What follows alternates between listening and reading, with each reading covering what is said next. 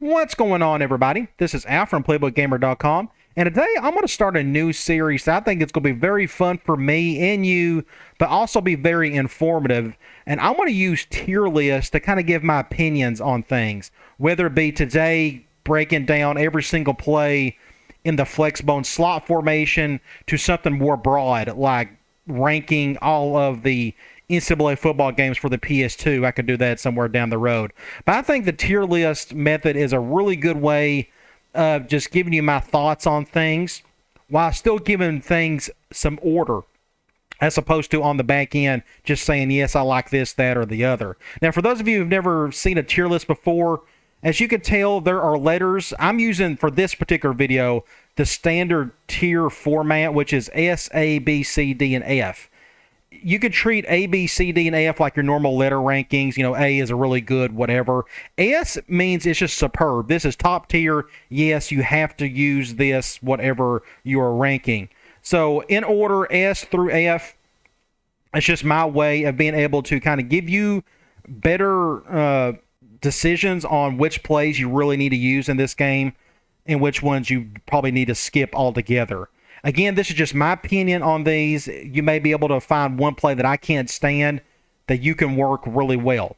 Having said all that, today we are going to rank and review every single play from the Flexbone Slot formation in NCAA Football 06. As you can see at the bottom, I have all 18 plays listed in alphabetical order.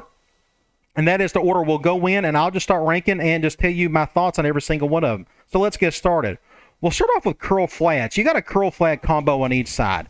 The good news is you can work off either hash. You know, curls are great against man and flats are good against zone. It's a fine play. I wish it could be a little bit more. For example, I technically don't need double curl flats on either side. One is enough, where you could do something a little different on the other side. For example, if you're on the left hash, sometimes that flat on the right side is just not going to be very useful. So you kind of have like a useless route on certain occasions. Also, your B back doesn't do anything but block. That's not necessarily a bad thing, but sometimes he could do more if he was another route, like a go route of some sort. It's an okay play. If you got the quarterback that can handle the curl routes, that's the biggest problem with this. In 06, curl routes are okay, but they can get picked off if you don't time everything right. But otherwise, it's a good play. I would put that as a B. Next up, we got Fullback Dive. This is your basic straight dive play in this formation. It works fine. The only little downside to it is it's very quick. And since your B back is so close to the quarterback, if you're trying to get up the A gap or B gap, your line may not develop the holes quick enough, and you may be forced to go to the outside more than usual, especially against zone and man as well. At least you can flip the play, which is great. But if you need a direct inside up the gut type of play, this is the one you use, and it's very effective. I would too put this as a B. Fullback option. This is a great play. It's your standard halfback option, but you're using the fullback this time. It works no different than your other power options. If I'm not mistaken, it doesn't do the quarter round with your quarterback. I think he takes a step back and goes out with it, but the timing is the same. This is like when my triple option isn't working, I'll definitely go to this to break it up a little bit just to get things back in center, because most of the time, anybody who's going to run this formation is going to be a full-blown flexbone type of offense, or may do a bit of a run-and-shoot type look. Either way, this is maybe the best outside run play because it's pretty consistent, as we all know, with the basic option. So I would definitely put this as an A.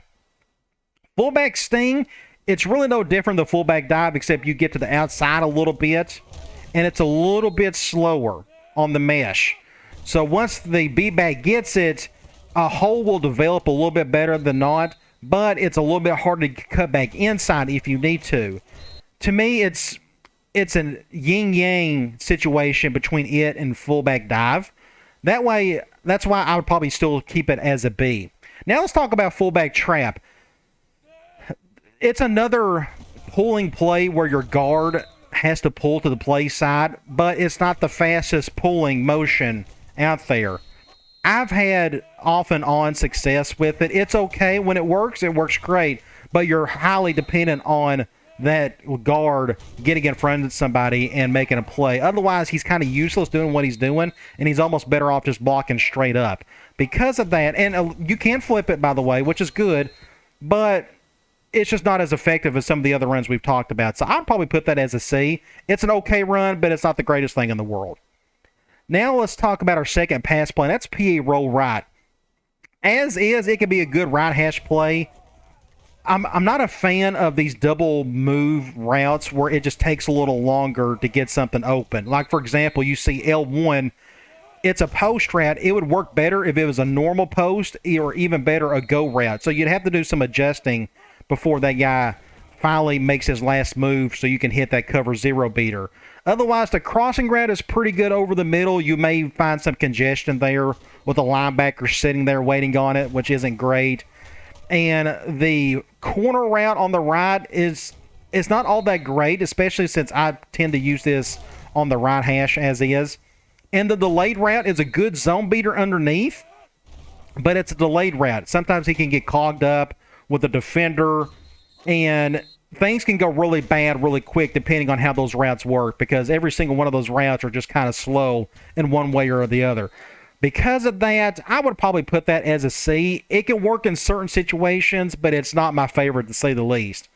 Now let's talk about QB sweep. It's not a bad play. You just got to hope everybody blocks correctly, and you have no options. It's just the quarterback going to the outside. You can flip it if I'm not mistaken, which will help. But the few times that I've used it, I've had some bad success with it. If I'm going to run with the quarterback, I might as well just do option, if that makes sense. But you can have some success, but I'm just not the biggest fan of it. I will probably put that as a D. Most of the design quarterback runs in this game, when it's just pure quarterback running, aren't the greatest in the world. There's a couple like out of the gun sets that are okay. But this one, I'm just not a huge fan of. So I will put that as a D. Now let's talk about slant flare. I'll be honest, I can't stand this play. It's a struggle to make it work. Slant routes aren't all that good in this game. They are decent against zone if there's a big hole there, but that's a big if. Then you got those two flare routes that eventually end up as wheel routes, and they're only really good as like go routes in a sense.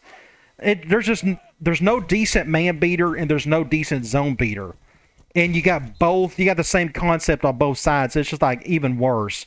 So I will definitely put this as an F. I'm just not a fan of that play at all.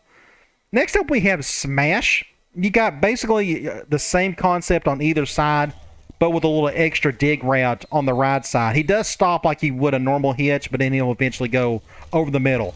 This is one of your fun and gun type plays that I used to run with UNLV when I was running the fun and gun offense. The corner routes / flag routes just aren't the best in the world in this game. You got to have just a quarterback that can really pinpoint that ball. And they're only really good against like cover one man. And the hitch route on the left is good against zone. I mean, at least you can run this off either hash because you're technically running the same thing off either side. But the only decent man beater you have is that dig route, but it takes forever because he'll stop, he'll hitch, he'll look at you for about a second, and then he'll go across the middle. But by the time he does that, you may get sacked, and it's a very slow developing play. Every bit of it is. Plus, you got the B-bag standing right there blocking, again, which is okay. But if they're going man, the guy who's supposed to defend him has nothing to do but stand there, which means he's going to sit right there in the middle of the field waiting for something to happen. And your only good man beater is what? It's that little hitch dig. So technically, if you threw to him, there's a good chance he may get double teamed. Because of that, I'm just not the biggest fan of it. I mean, you can make it work, but it's just okay. That's why I'd probably put it as a D. Next up, we got triple option counter. This is the best run play in this formation. I like it better than the regular triple option, which we'll talk about here in a minute. It's a little bit slower on the turnaround. You got a little bit extra time to make your read, whatever read you like to use. You can flip the play, you can move guys around, and that's the one thing with Flexbone Slot. You can motion the A back to one side or the other, which is unique. But you have a lot of options here, and you got to think about the formation itself. It's a spread look, which means if you're going up against a 4-3 or a 3-4, which is more than likely going to happen, you're going to have the outside linebacker, wherever your slot receiver is at, he'll probably go over to him, which can leave you a little bit more of a gap for your B-back to go through if you decide to give it to him. That gives a little extra advantage compared to Flexbone Normal, even though Flexbone Normal version is probably a little bit better. But this is a unique play just because you're spreading out the field just a little bit more. Having said all that, it's not the most perfect run play, and I treat that S tier as sacred. Like, it's got to be like just a go play without a doubt. But I'm definitely going to put this as an A play for sure. Great play. It's your base play, base concept in your Flexbone offense without a doubt. Next up, we got triple option. It's technically not much different than triple option counter set, but it's quicker, which means you don't have as much time to decide if you're going to give it to your B-back or what have you, especially if you were reading a defender or waiting after the snap for something to happen to decide whether to give it to your B-back or not. That's the only reason why I would probably put this as a B, just because it takes just a little bit longer to decide, or you don't have as much time to decide what your read is going to be. You practically have to do a pre-snap read at this point with that type of play. Otherwise, it's a great play. You can flip it, all that good stuff. That's why I would put it as a B. Next up, we have vertical. Vertical may be my best third and long play if I was going to do anything from the Flexbone. Your go post on the left is killer. You have a flat route underneath is another good zone beater just in case your post isn't open. Then, of course, you got the go route against cover 0, and then you got a big comeback route on the right. The only downside to that comeback route is you have to time it. You got to wait for him to fully come back before you throw it. Otherwise, that can get picked off. Other than that, it's a great play. The only other little downside is I wish the A-back that's blocking would do something a little bit different. I almost would rather have a little center beater of some sort, because against man, his defender's just going to sit there and stare at him because he's not going to do anything. Therefore, he's going to be right in the middle of something. Like, he may be able to defend that post route some. Other than that, it's a killer play. I would definitely put this as an A, just because it attacks well. The spacing of the routes is killer. For it being a Flexbone play, everything works pretty well there. Next, we got wingback angle. We're starting to hit the wingback plays.